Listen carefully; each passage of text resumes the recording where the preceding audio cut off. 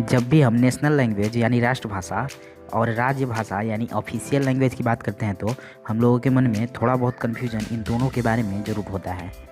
राज्य भाषा और राजभाषा में क्या अंतर होता है और राष्ट्रभाषा और दरबारी भाषा किसे कहेंगे, या फिर ऑफिशियल भाषा और दरबारी भाषा में क्या अंतर होता है या फिर सेम है ये।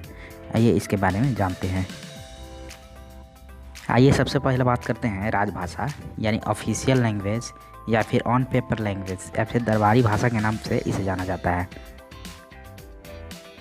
राजभाषा कहने का मतलब वह भाषा जिसे शासन करने के लिए प्रयोग में लाया जाता है। जैसे हमारी सरकारें राजभाषा के रूप में दो भाषाओं को राज करने के लिए ऑन पेपर इस्तेमाल करती हैं। हमारी भारत सरकार शासन करने के लिए हिंदी और इंग्लिश भाषा का उपयोग करती है।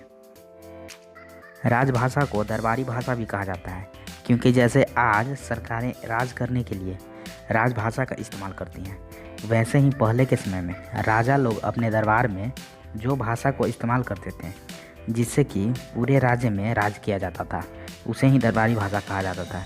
इसीलिए आज भी राजभाषा को दरबारी भाषा भी कभी कभी कहा जाता है।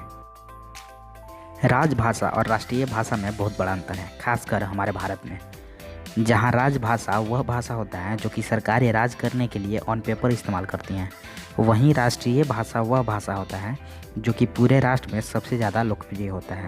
मतलब जो भाषा जिस देश में सबसे ज़्यादा पॉपुलर होगा वही भाषा उस राष्ट्र का राष्ट्रभाषा होगा।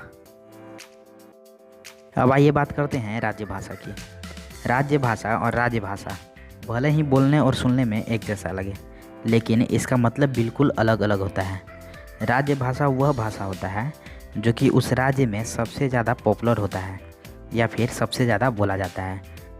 जैसे में देखा जाए तो गुजरात में गुजराती और महाराष्ट्र में मराठी। उसी प्रकार क्षेत्रीय भाषा यानी लोकल लैंग्वेज हो जाता है कि किसी पर्टिकुलर लोकल एरिया में जो भाषा चर्चित होती है या फिर पॉपुलर होती है उसे लोकल लैंग्वेज कहा जाता है। मुझे उम्मीद है कि आपको राजभाषा, राज्य भाषा, राष्ट्रभाषा और क्षेत्रीय भाषा में अब कोई कन्फ्यूजन नहीं होगा। तो फिलहाल इस वीडियो में इतना ही, मिलते हैं नेक्स्ट वीडियो में।